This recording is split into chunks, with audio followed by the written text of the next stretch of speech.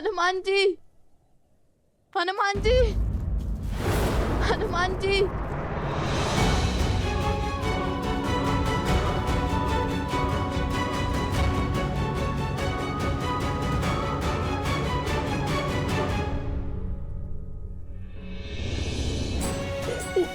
ये क्या हो गया हनुमान जी?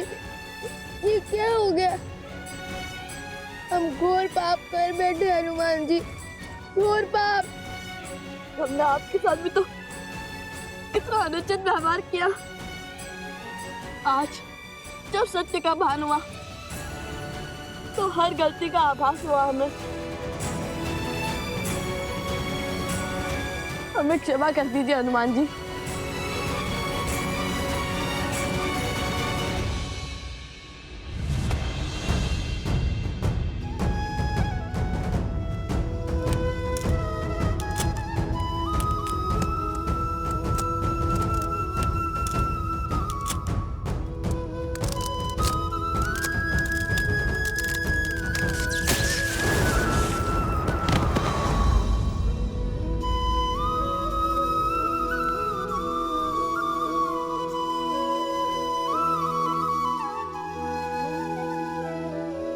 पुत्रों, तुमसे भूल हुई, परंतु तुमने अपनी भूल को समझा, उसे स्वीकारा, और यही तुम्हारी सबसे बड़ी शक्ति है।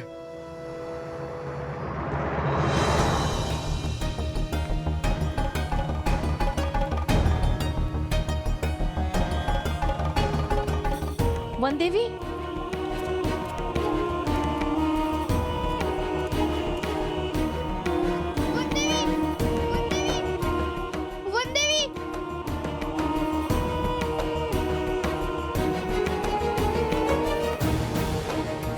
वन देवी,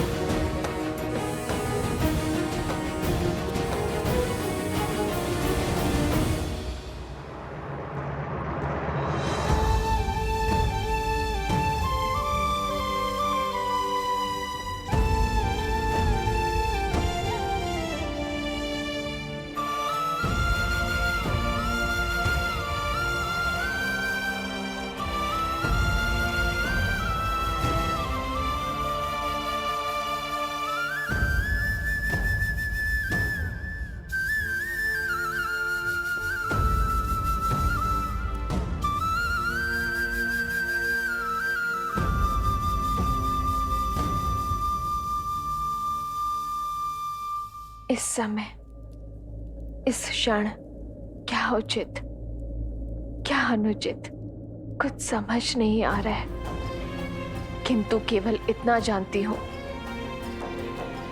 कि मुझे अपने परिवारजनों को बचाना है, अपनी बहनों के सुहाग को बचाना है। क्या?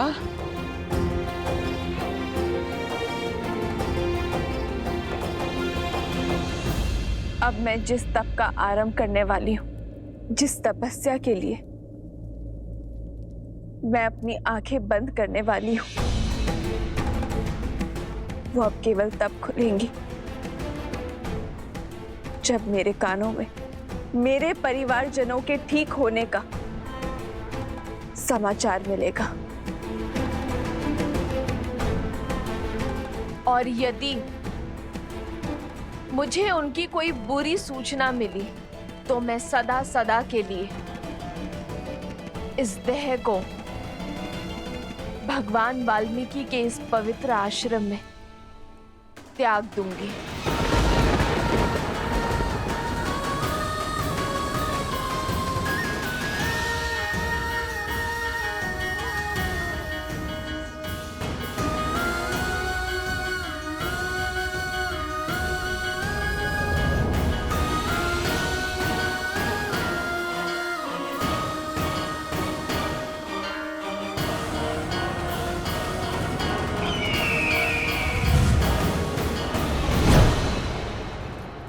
भैया, सुना आपने? हाँ, राम बच गया तो क्या हुआ? शीघ्र ही एक प्रहर का अंत होने वाला है और अब तक सब मूर्छित हैं। यदि किसी एक की भी मृत्यु हुई तो मेरी मृत्यु सदा सदा के लिए टल जाएगी। आज नियति का लेख भी बदल गया। हमने भाग्य को बदल दिया। एक बार सीता गई तो मेरे सर से चंचलाक्षी का श्राप सदा सदा के लिए टल जाएगा। सीता की मृत्यु मुझे जीवन दान देगी। अब विलंब है तो केवल समय चक्र के पूर्ण होने का।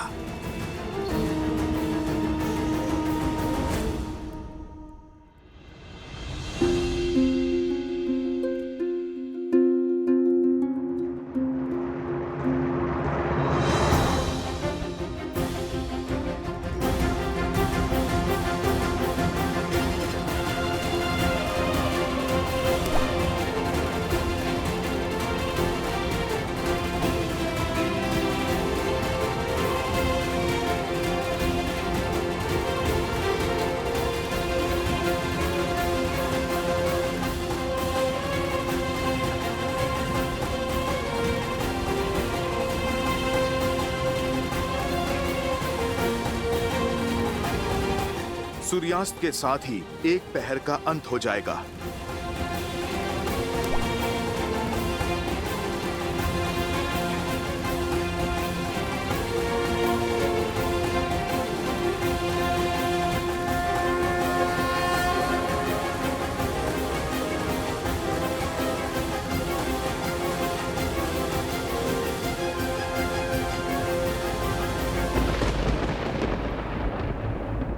आंसू पोंछो बालकों, ये समय निर्बल होने का नहीं, बल दिखाने का है। यदि समय चक्र के शेष होने के कारण मेरी माता पर आंच आएगी तो मैं आज सूर्य अस्त ही नहीं होने दूंगा। जय जय पवन पुत्र हनुमान। जय त्रिकालदर्शी भगवान वाल्मीकि।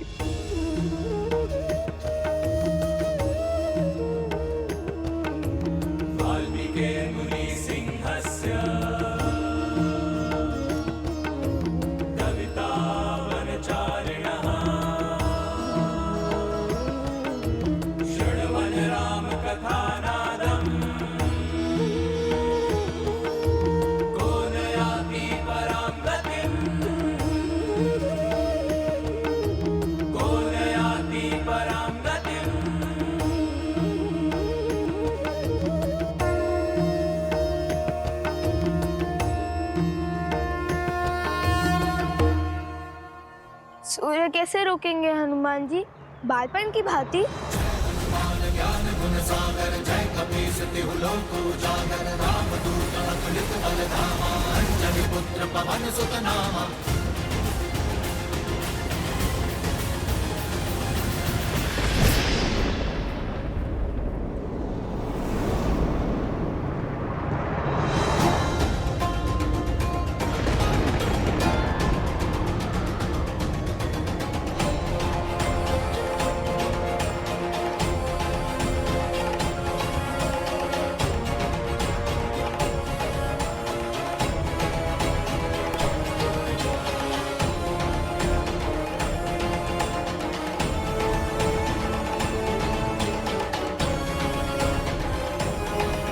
श्री राम, समय चक्र पूर्ण हो गया है और अब तक।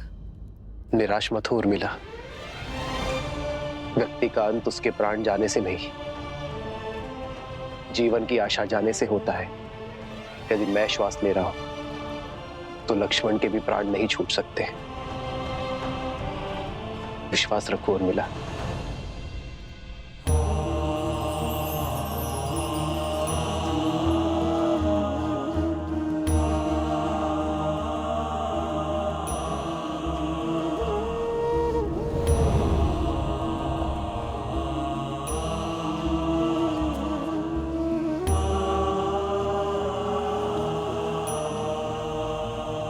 सूर्यास्त हो गया है अब तक।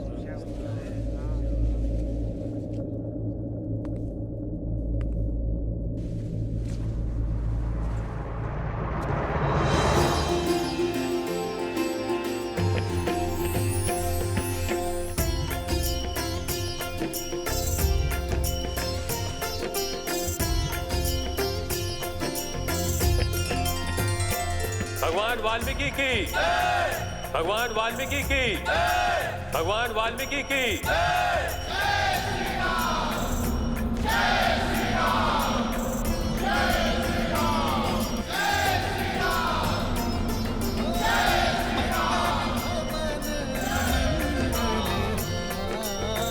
क्या हुआ हनुमान जी? ऋषिवर, आप ही के कारण मुझे मेरे भाइयों और बंधुओं का साथ पुनः प्राप्त हुआ है। रघुवंश की जो डोर टूटने को थी, उसकी एक रेशे से आपने रक्षा की है। आपका जितना आभार व्यक्त करूं उतना कम है ऋषिवर। मेरे कारण नहीं, त्रिकालदर्शी भगवान वाल्मीकि के कारण।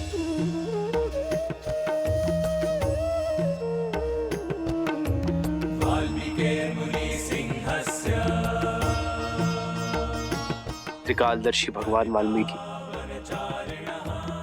आपका यह आभार रघुकुल सदा स्मरण रखेगा।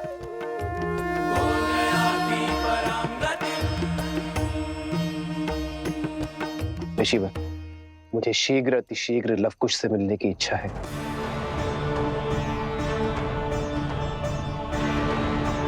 ऋषिवर, विनती है मेरी, मुझे लवकुश के पास ले चलिए। किंतु भगवान वाल्मीकि की इच्छा कुछ और है। अश्वमेध यज्ञ पूर्ण होने के मुहूर्त में समय कम शेष है। वो चाहते हैं कि आप पहले अश्वमेध यज्ञ पूर्ण करें। धर्म और अयोध्या के मान के लिए अश्वमेध यज्ञ अति आवश्यक है। रहा प्रश्न लवकुश का, तो शीघ्र ही भगवान वाल्मीकि स्वयं उन्हें लेकर आपके समक्ष अयोध्या पधारेंगे। जैसी भगवान वाल्मीकि की इच्छा। ऋषिवर, आपने बहुत बड़ा उपकार किया है हम पर। आप भी शीघ्र अयोध्या पधारें और हमें सेवा का लाभ दें। अवश्य महाराज।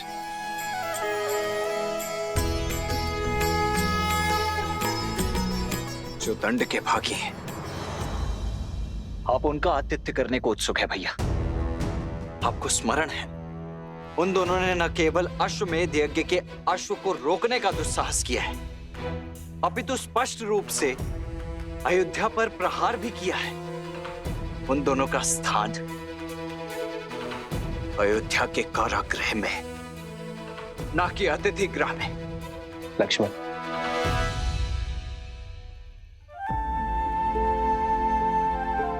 आज फिर अपनी क्रोध की अग्नि में अपने विवेक की आहुति दे बैठे। किंतु मित्र, लक्ष्मण भैया का रोष उचित है। हाँ प्रभु, उन उद्दंडियों को दंड मिलना चाहिए। राज का मत उचित है। हाँ महाराज, अयोध्या के अपराधियों को दंड मिलना चाहिए। अयोध्या के अपराधियों को दंड मिलना चाहिए। अयोध्या के अपराधियों को दंड मिलना चाहिए।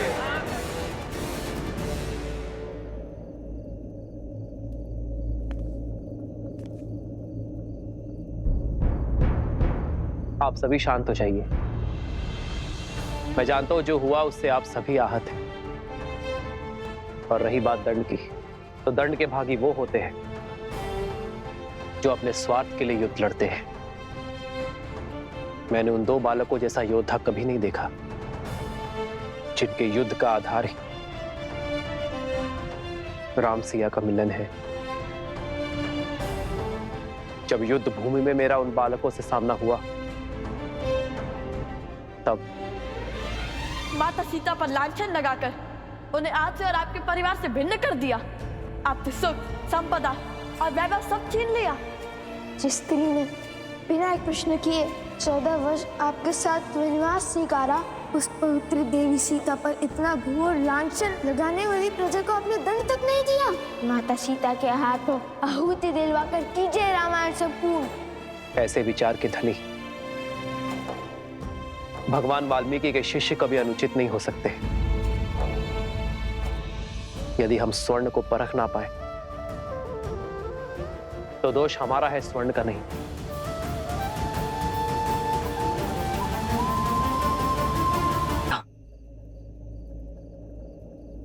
यदि उनका लक्ष्य इतना शुभ और विचार इतने शुद्ध है तो हमें उनसे क्षमा मांगनी चाहिए भैया। भूल तो हमसे भी हुई है, बिना उनकी बात को समझे हमने उन पर प्रहार कर दिया। भूल ना तुमसे हुई है ना उनसे। तुम अपना धर्म निभा रहे थे और वो अपना धर्म निभा रहे थे, किंतु मैं उनसे मिलकर ये जानना चाहता हूँ कि दो अपरिचित बालकों का सीता और मुझसे इतना लगाव कैसे हो गया कि वो अपने प्राण तक दांव पर लगाने से पीछे नहीं हटे। ये साधारण घटना नहीं है भरत, इसमें अवश्य ही कोई असाधारण बात छुपी है जिसका पता हमें भगवान वाल्मीकि के अयोध्या आगमन पर होगा। मुझे प्रतीक्षा उस क्षण की है जब भगवान वाल्मीकि लव कुश को अयोध्या लेकर आएंगे।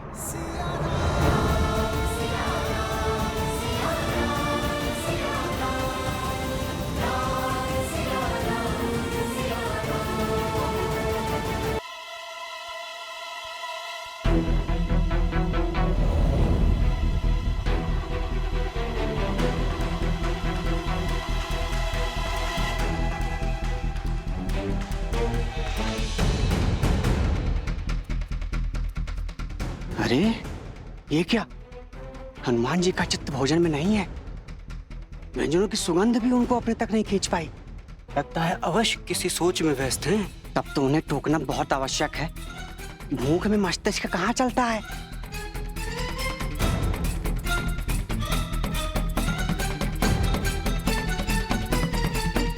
हनुमान जी, भोजन सज है। आप हनुमान जी, हनुमान जी,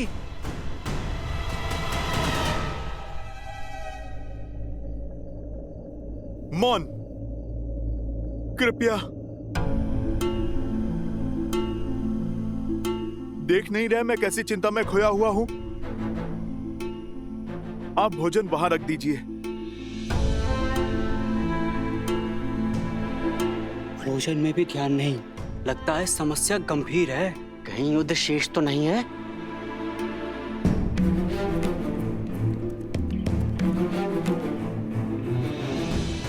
सब कुछ जानते हुए भी ऋषि भरद्वाज ने प्रभु श्री राम को लवकुश का सत्य क्यों नहीं बताया?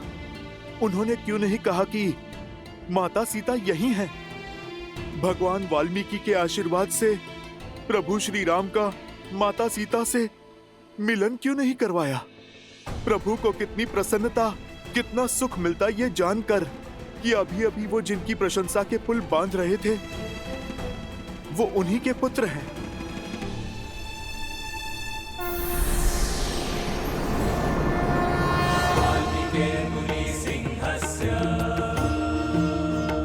हे त्रिकालदर्शी भगवान वाल्मीकि, अब आप ही सुलझाइए इस उलझन को। जानता था कि इस समय तुम्हारे मन में बहुत कुछ चल रहा होगा हनुमान, इसीलिए तुम्हारे समक्ष आना आवश्यक हो गया था। भय था कि कहीं तुम अत्यधिक उत्साह में तुम ये बात महाराज राम को ना बता दो। अब किस बात का विलंब? रामायण को संपूर्ण होने के लिए इससे अच्छा अवसर। मानो हमने माता का विश्वास ही खो दिया है। मैंने तो कहा था कि हनुमान जी को हमेशा शुभ होने का संदेशा हुआ है, किंतु माता है कि हमारी बात ही नहीं सुन रही।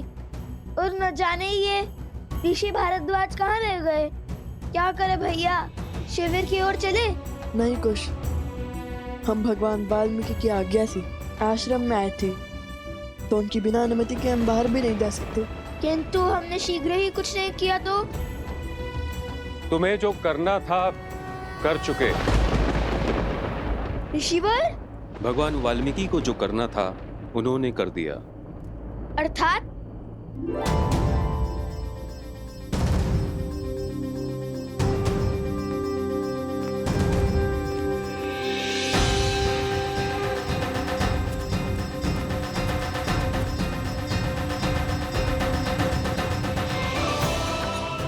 माता देखिए, ऋषि भरद्वाज आ गए।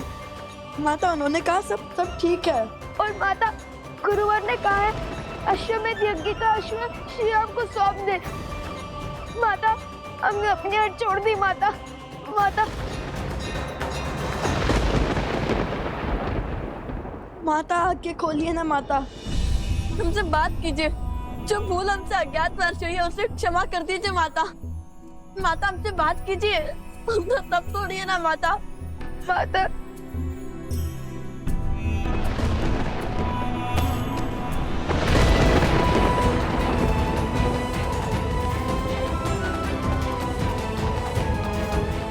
माता आंखें खोलिए ना। माता अपनी आंखें खोलिए ना माता। क्यों अपने पुत्रों की बात सुनकर भी आप अनसुना कर रही हैं? आपके रोष के साथ कैसे जी पाएंगे हम माता? तुमसे केवल इतना ही कह सकता हूं कि जो वचन तुमने मुझे दिया था उसे निभाओ। जब तक इस सत्य को मैं स्वयं रघुकुल के समक्ष और अयोध्या वासियों के समक्ष न ले आऊं, तब तक तुम किसी से नहीं कहोगे कि लव और कुश रघुकुल के ही वंशज हैं। ठीक है भगवान वाल्मीकि, आपकी इच्छा के पीछे अवश्य ही कोई बहुत महत्वपूर्ण साध छिपा होगा। आप निश्चिंत रहें, ये राम भक्त हनुमान अपना वचन अवश्य निभाएगा।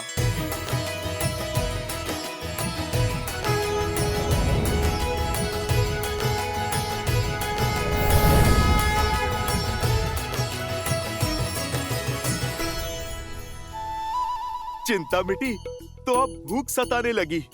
चलो कुछ खा ही लेता हूँ।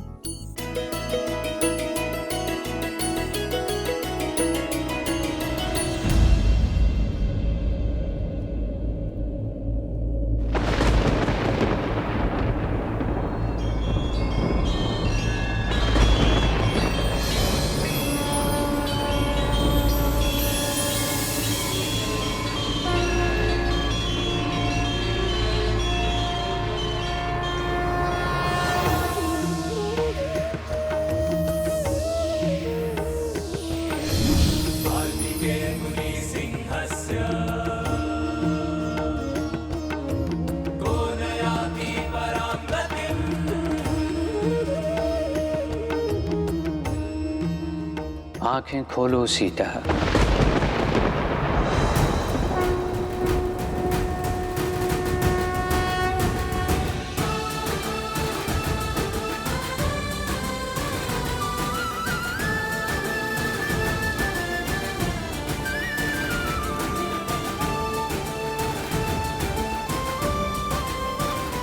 प्रणाम भगवान वाल्मीकि जी।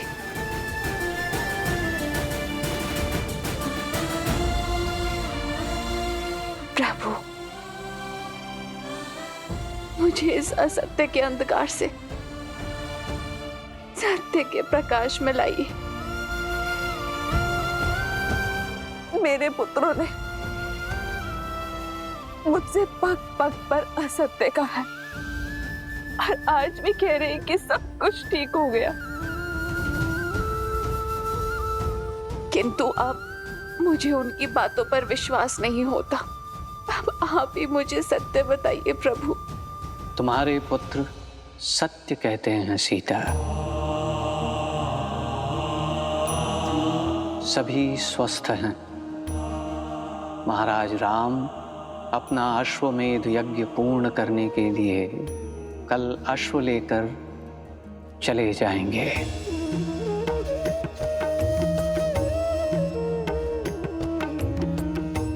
किंतु मैं यहाँ केवल ये कहने आया हूँ कि मेरे शिष्यों ने कोई अधर्म, कोई भूल नहीं की, बल्कि उन्होंने तो मेरी सीख को और आगे बढ़ाया है। अयोध्या में जो लोक अपवाद फैला, जिसके परिणाम स्वरूप अयोध्या वासियों ने अपनी ही महारानी पर लांछन लगाए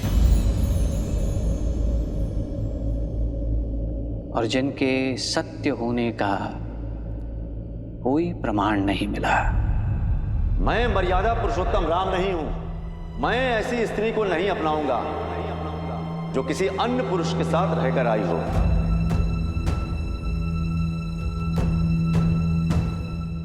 सियाराम दूर हुए ताकि एक नई सोच को जन्म दे सके जो लोकापवाद से मलिन ना हो।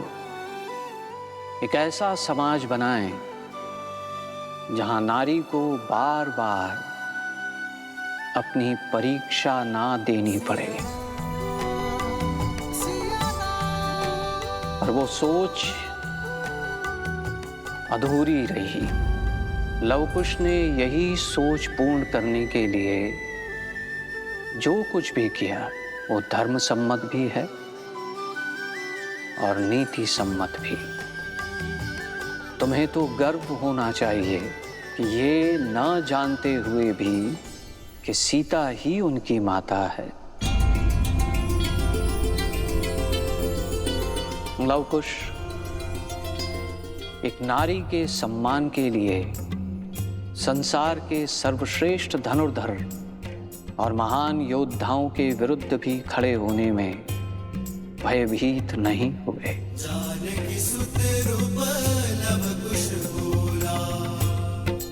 सीता, तुम्हारा वनवास अब अंत तक पहुंचने को है। जिस प्रकार हर घटना के पीछे एक कारण होता है, उसी प्रकार ये युद्ध भी वही मार्ग है जो तुम्हारे अधिकारों को एक नई पहचान देगा। भगवान, क्या हम अपने पिता से मिल सकते हैं? शीघ्र, किंतु इस समय सबसे अधिक तुम्हारी आवश्यकता तुम्हारी माता को है लवकुश। क्योंकि अब तक तुम जो युद्ध लड़ रहे थे वो महारानी सीता के लिए था, परंतु अब तुम्हें अपनी माता के अधिकार के लिए लड़ाई लड़नी होगी। और केवल अपनी शक्ति का प्रदर्शन करके तुम ये युद्ध नहीं जीत सकते, क्योंकि ये युद्ध है लोकापवाद के विरुद्ध, असुरी सोच के विरुद्ध जो अयोध्या वासियों के मन में घर कर चुकी है। और बुरी सोच को केवल शुभ सोच ही उचित कर सकती है। तुम दोनों को अयोध्या वासियों की नारी को लेकर जो हीन सोच है, जो नारी को एक समान अधिकार नहीं देती है, उनके मन में नारी के लिए सम्मान जगाना होगा। इस युद्ध में विजय शक्ति से नहीं बल्कि बुद्धि से होगी, ताकि अयोध्यावासी लोक अपवाद से उबरकर सीता से क्षमा मांग सके। सीता ही नहीं बल्कि पूरी नारी जाति का सम्मान करना सीख सके। और जब ये कार्य पूर्ण होगा तब होगी रामायण संपूर्ण। स्मरण रहे, ये दायित्व बहुत बड़ा है लवकुश।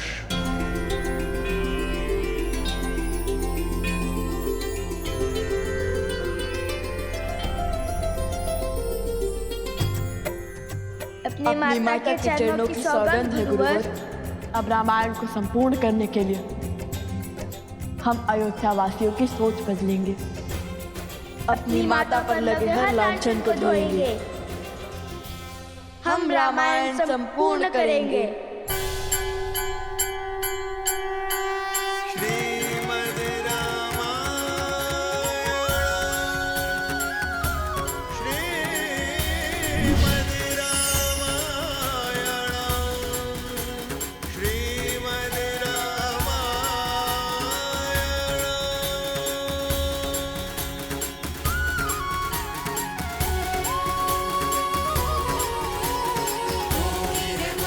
जो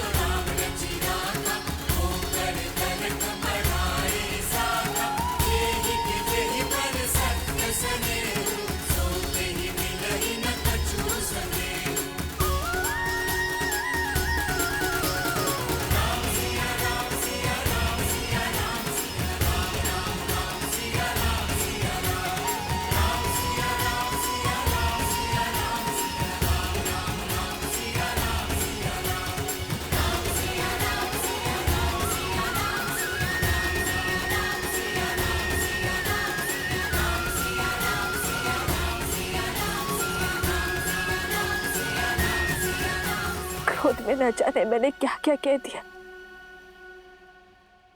मुझे क्षमा कर दीजिए।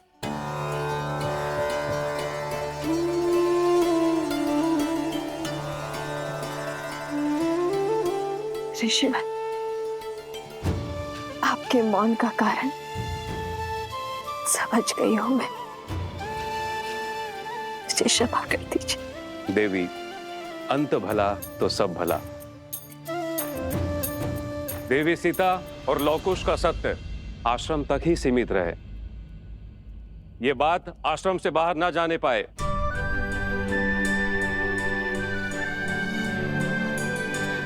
महारानी सीता, धन्य हुई मैं कि मेरा समय आपके सानिध्य में बीता, आपके आशीष छाया में बीता। क्षमा करना मुझे ज्ञानी को। बालपन से मिथिला के हर गली में बस आपकी कहानियां सुनती आई हूं, किंतु फिर भी आपको पहचान नहीं पाई, जबकि आपका हर वचन, आपके हर कर्म बिल्कुल वही थे जो कहानियों में सुनती आई हूं।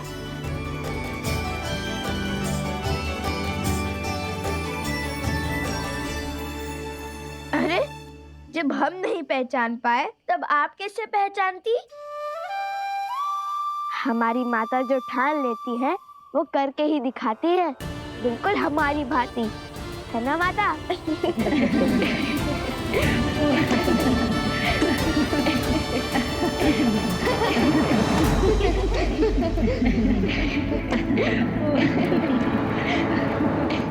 बस बंद करो मेरी हार पर उड़ रहे इस उपहास को। मौन करो इन सबको।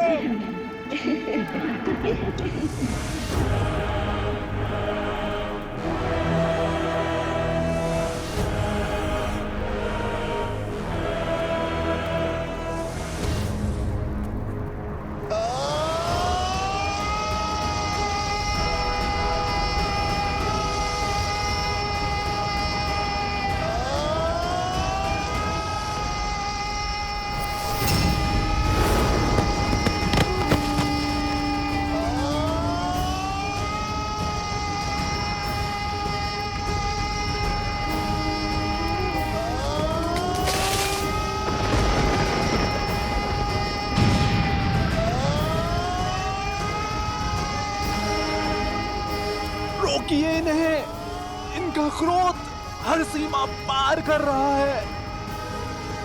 कहीं रघुवंश का अंत करने वाले का ही अंत ना हो जाए।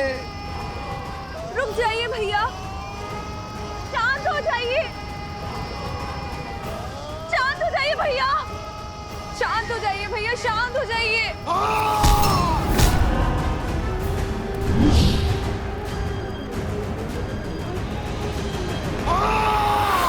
अब समाप्त हो गया। मैं हार गया, हार गया। उन दो ऋषि कुमारों ने मुझे परास्त कर दिया।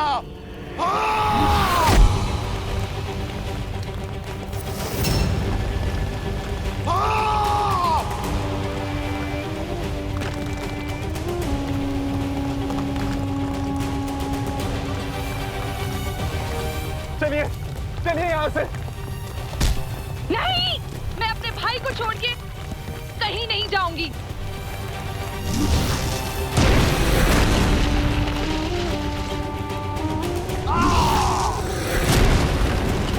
शांत हो जाइए भैया। क्यों? ताकि अपना उपहास बना सकूं।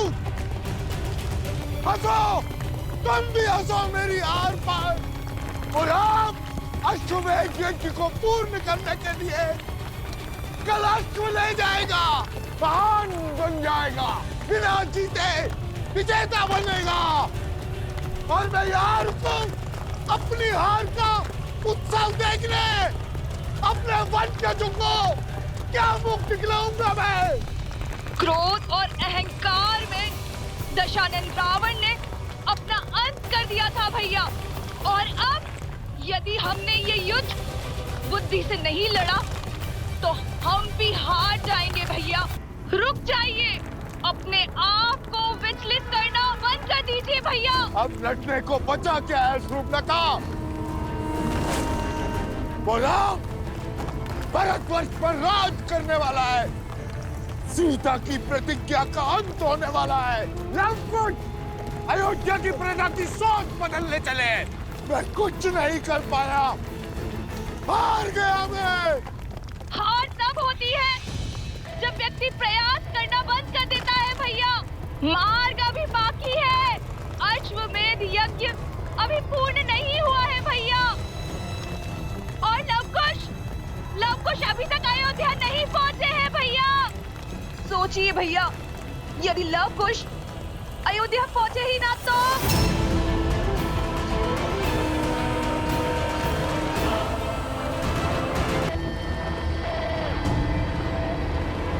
अश्वमेध यज्ञ अभी पूर्ण नहीं हुआ है भैया। और लवकुश अभी तक अयोध्या नहीं पहुंचे हैं भैया। सोचिए भैया, यदि लवकुश अयोध्या पहुंचे ही ना तो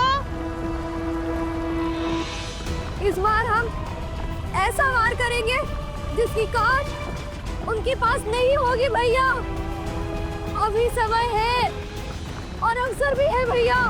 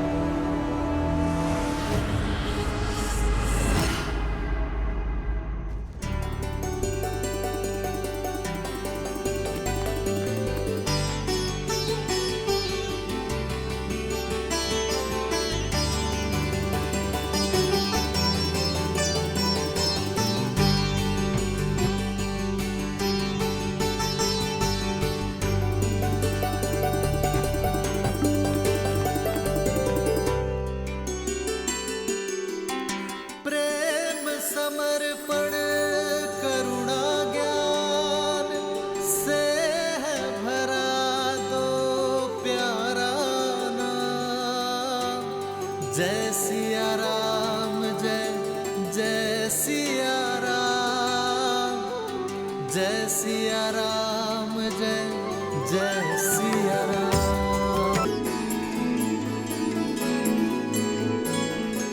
भैया मैं अभी आया। अरे अरे कहाँ जा रहे हो कुश? कुश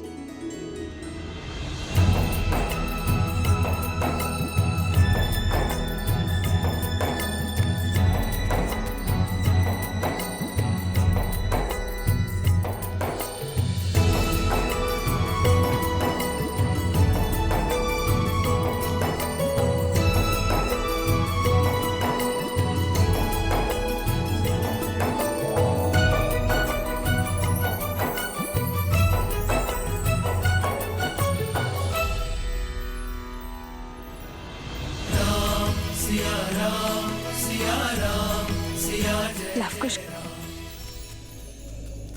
सोम, लवकुश कहाँ है? हम यहाँ हैं माता। यहाँ है माता।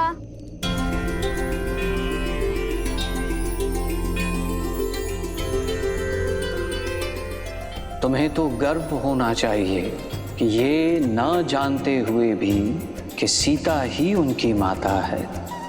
लवकुश एक नारी के सम्मान के लिए महान योद्धाओं के विरुद्ध भी खड़े होने में भयभीत नहीं हुए। कुछ अद्भुत इच्छा आ गई थी माता मन में, बस वही पूर्ण करने चले गए थे। और वो आप शीघ्र ही जान जाएंगी।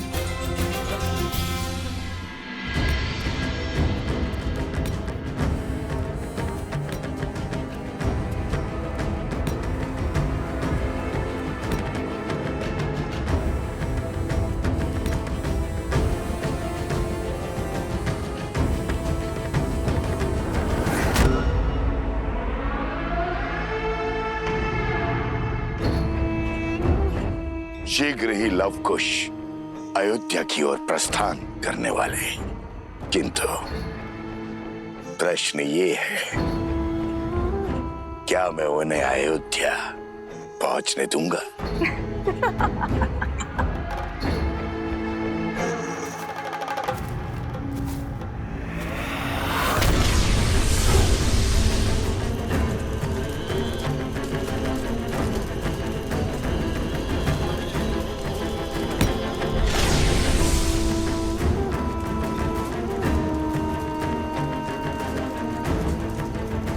उनके सिर पर जीत का भ्रम चढ़ा है, नहीं जानते शीघ्र ही उनके आनंद पर सहस्त्रमुख रावण का ग्राण लगने वाला है।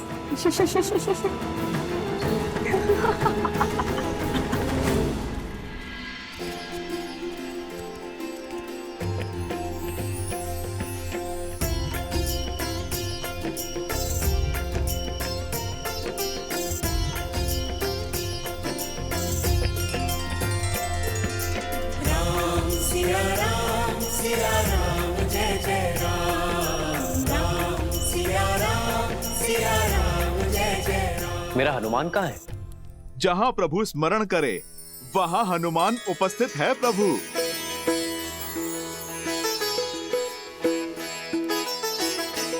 आओ हनुमान, तुम्हारी ही प्रतीक्षा थी।